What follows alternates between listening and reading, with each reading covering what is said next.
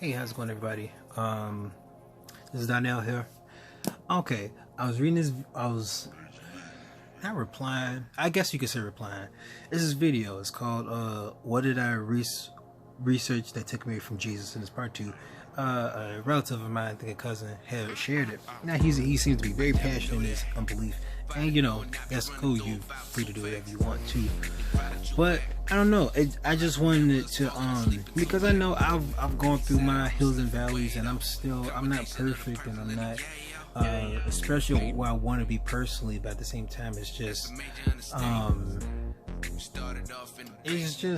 I don't know. Like that's where he is in his life, and so I'm not gonna knock it because we're everywhere where we want to be, and this isn't to prove him wrong, but it is to reply. It is to give my Christian conviction and opinion about it.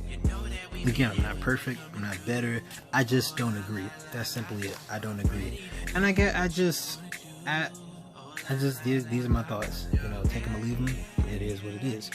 Okay, so his first and this is based off his part two of what did I research that took me from Jesus. All right, the first topic he says is contribution, that you should put it back into the people, and I do agree with that because whenever I read the scriptures, especially in Acts, I don't really know how we got to this point of churches and buildings and stuff. Like, I don't know, for me, I'm a big fan of the concept of house churches, but at the same time, if you have a family, I could understand the dangers of that and just the idea that, like, maybe I might not want a house church because, your family and stuff like that.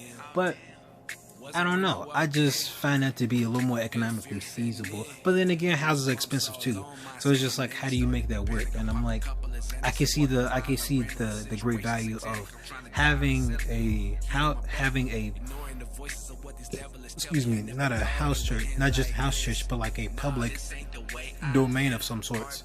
And I don't mean internet, but more so just like a public place for people to practice their Christianity or practice their Christian worship. And is dubbed the church, even though the church is based off of, I believe it could be a Greek, or it's a word based off a word called ecclesia, which means called out. So is essentially a building's not being called out, we're being called out. So people are the church, So I mean, I guess it's just a term, but that's besides my point. So I definitely agree. He was saying, like, but the earnings used, why can't they just distribute them to people again? And I'm like, that makes sense. Like, even in the Bible, it says, I believe it's in portions of Acts where they're sharing their goods and they're just sharing and helping those in need. I personally don't know about church goings. I haven't seen it. The most I've seen is when back when I was in church, where we had hosted not underexposed, but the times where we actually had like events where we gave away stuff for the community and stuff in an attempt to reach the community and all that. But I don't know. It's a strange thing because it's like, how do you go about doing that? I've always had this idea, like, if that's how the church should be, then maybe we should coalesce into local churches that are locally sharing resources. But again, what is that? Communism, like a personal Christian communism or something like that, where everybody's at the same level, but not everybody could be working the same way or working the same amount with the same intensity, labor and stuff like that. I couldn't tell you, but I don't know. I just say, like, if the Bible's true, then what does the Bible say about how that works? And even so, it's like, even with I think it was Annas and Sapphira or something like that. There's two people. They were giving away their items, and their only penalty was that they lied about the amount they gave, as far as I remember. And Paul was like, you didn't lie to me, but you lied to the Holy Spirit. He's like, you could have kept your items if you wanted to, you just shouldn't have lied. So after that, he killed them on the spot. And then when the wife came through, he said, like, okay, you see your husband, you're gonna end up the same way like him. And so she died on the spot too, and they drug him out. And so it's like you can see that's even though it seems very harsh, it's almost in a sense like, I guess I'm trying to understand it contextually. Like, it's bad and it's very serious, but it shows that like you should not lie, especially for your own sake. Don't lie. I think the takeaway from that is don't lie. Don't take these things of God lightly to the point where you're doing dishonest, dishonorable things. And so if they just said, hey, we're gonna give away this part, but we're actually gonna keep this amount, then maybe they would have been spared. But that's just my thoughts. I don't know. I personally don't know. I got these papers because I wrote this down. I just had to get my thoughts together. So yeah, about that, that's probably one of the few things I do agree with this person. The other one is convinced versus giving proof, and that's based on, on the basis of belief. Now, I actually have to, I guess one of my questions is, what exactly is that? Like, if somebody tries to convince you, as he says, what is that exactly? What convincing is necessary to get somebody to believe? Like they may say for non-believers, non-believers may say like, okay, if God just comes here and talks to me, I'll believe right away. And I'm like, for me, I've had personal experiences and things where it just freaked me out. It led me to repent. It led me to just go out full, I'm sorry. But at the same time, it's just like, it reminds me of a lot of people from the Bible. Like, they do this back and forth, back and forth, back and forth. God does something amazing, and then, our sin nature, our the stuff in us that lead us to do bad things, with it overindulge or in fear do something that we shouldn't do, or just do those things, those improper things. Those things are still gonna be with us. So it actually, like, I believe he says in his I didn't fully read his part one, but in his part one he mentions, I only listened to a little bit, but in his part one he mentions about emotions. Like, you can't see emotions. Now again, I guess I have to rewatch that because I might be miscontextualizing it, so I won't do that. I do want to say that there's a friend of mine, he mentions this, I guess, yeah, he mentions, he in this song, it's called A Candle, and he is from his album called The Electric Umbrellas, one probably like a few years old, but the chorus goes like, a candle burns tonight even though you cannot see it, and the others, I know, will be alright. Hold on to me. But what I'm going to focus on that one is that that's true. That's very true. Just because you can't see something doesn't mean it's not necessarily happening. I don't see, let's say small things like geography and things that happen like clockwork. The sun, I can't see the sun, so does that mean it doesn't exist? No, the sun, from what we understand from shared knowledge, is that the sun is on the other side of the earth. Unless you're a flat earther, then it's somewhere else, or I don't know. But what I mean is that, like, yes, a candle could be burning tonight even though you cannot see it. It could be somebody may be lighting a candle right now, and I may be saying somebody's lighting a candle right now. Do I see it? No, I don't. I don't see no candle. But somebody could be at the other end of the earth.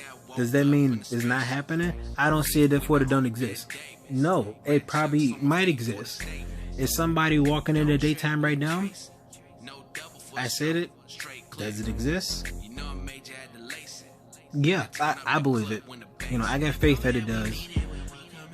Would I further confirm my faith by actually going to something like Periscope and finding somebody on the other side of the world doing something in the daytime and seeing the sun? I could prove it, definitely, but I don't know. It's like, to me, it's just, belief is one of those things that you could definitely, if you really don't want to believe it, you'll find a reason not to believe it. And if you really do want to believe it, even if it's an irrational belief, you'll believe it. It's just, that's just how we are. There's a movie I do want to see. It's called Unsane. and it's about this lady. She's not sure if her stalker is actually in the facility, the mental facility that she admitted herself in. So that's interesting.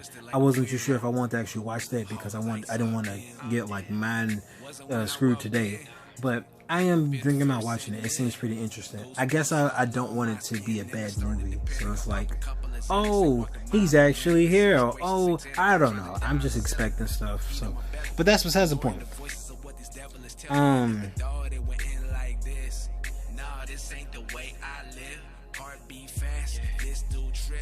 Yeah, I guess I just pointed out that there are plenty of things that's happening, that's going to be happening to us. Like, for instance, cancer. Like, cancer is one of those silent killers. Like, it may be in your body now, but just you can't feel it, you can't experience it with your senses. With everything that you describe as real, that projects and the things you acknowledge as is a observable and objective reality, meaning things I can see, things I can actually hold as an object like this. There's no doubt that this is a box of paper of some sort. Maybe it's plastic or something from what you can see, but there's no debate that that's a box. You know, maybe in your language that's a circle, but as far as I understand, me and you can agree that this is some sort of rectangular object. You know, so that's what I mean by objective truth. It's true. It's true that that's the object that was in my hand. It may be even true that you're watching this. Maybe this is a dream. Maybe you hooked up to a machine. Who truly knows? But for the most part, we take a great deal of faith to believe that this is an objective object that both you and I can see. Maybe I edited, maybe it's Photoshop, I don't know. But for the most part, we're just gonna believe that, and you can take that in faith. One of the things that I always, and I've been telling like friends of mine, is that when you pray to God, you pray honestly. You do an honest prayer. You don't do a prayer. Even Jesus was telling people about, like, you know, how like Pharisees were being hypocrites and making these long prayers and making it seem like they were very holy and stuff like that. But it's just like, to me, belief requires an honest prayer. You pray honestly. Even David in the Bible was crying out, praying, you know, God, this sucks. I need some help. You know, he was making honest prayers. He was like, God, help me. You know, my situation sucks. Like, I think that was a common theme among the people of the Bible. They cried out. They're like, my situation sucks. People are going to kill me. I need some help. Where are you at? You know, where are you at? Like, or the people of God are being played around with. You know, where are you at? Are you not here? Can you not hear us? So he's been saying that. I also wanted to say, like, you know, in addition to crying out honestly, it made me think, because one of the basis of this guy's video is that he doesn't believe because he took an honest look. You know, he took an honest look at trying to prove the Bible. And I'm sorry, I didn't mean to do it like that. But it makes me think of atheist Lee Strobel, who's now a Christian. He was a staunch atheist. He did not want religion in his home until he intentionally did the case for Christ. That's what he calls it. And goes on an investigation, making hard-hitting questions. I think he was Wall Street. He could have been Wall Street. But he was a journalist, and he was asking these tough questions. And they even say that there's more proof for Jesus than there is of Caesar, one of the Caesars, or Alexander the Great.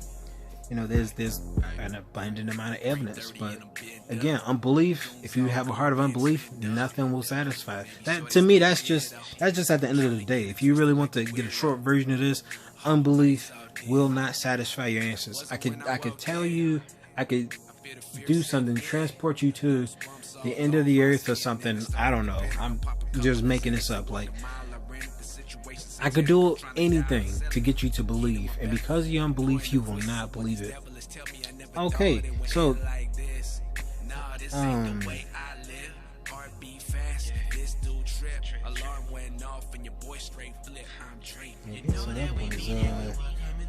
yeah, I guess moving to Romans 1, you know, we're saying, like, even though they saw God, they didn't really deem him as God, and they deemed him for other things like objects and reptiles, and then they did bad things that shouldn't be done, and even more so they did things they shouldn't do.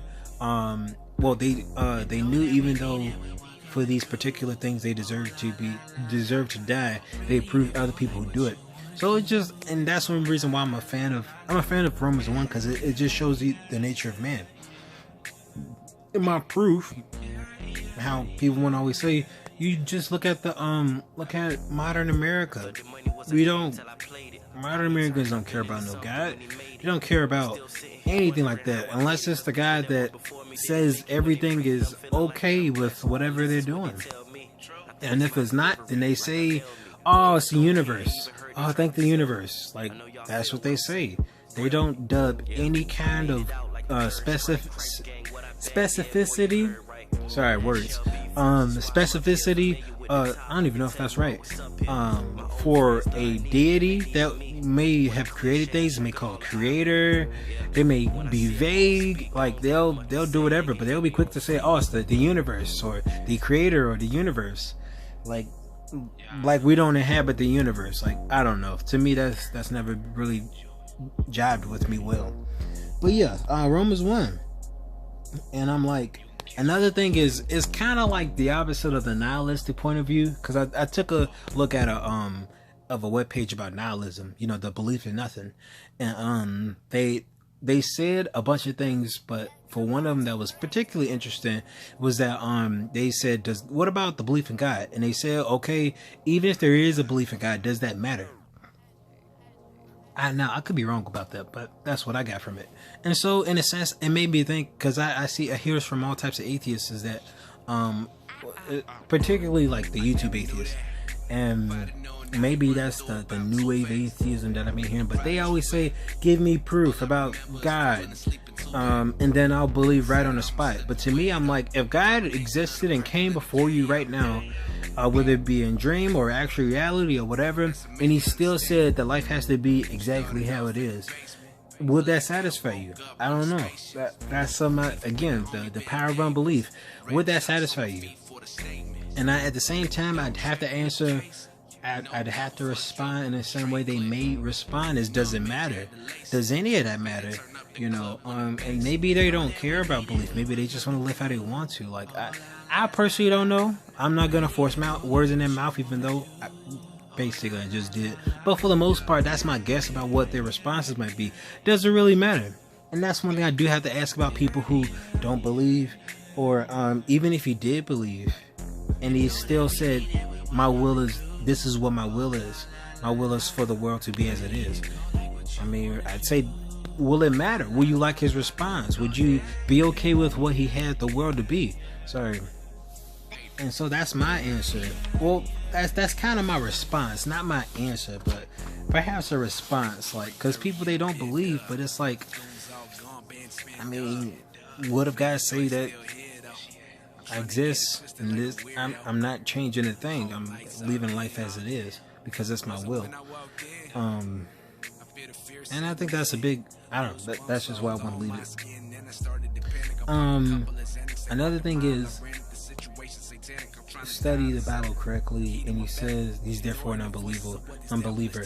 And I definitely have heard this from other unbelievers, is that they say you're an unbeliever because you studied the Bible incorrectly, or you were never a believer. Now, I asked a old time friend of mine about that, and he's one of my disciples, and I did ask him that. I'm like, well, what leads a person to disbelieve? And I believe he said something along the lines of like, I guess it's like, what led them down to that conclusion in the first place? And that's something I do have to ask, like, or what were their expectations for God? Like, for me, I know a lot of things is just like, if I just do an honest prayer, an honest reflection, an honest shouting to God, and this may not be shouting, but a lot of complaints, just a lot of just honest venting before God himself.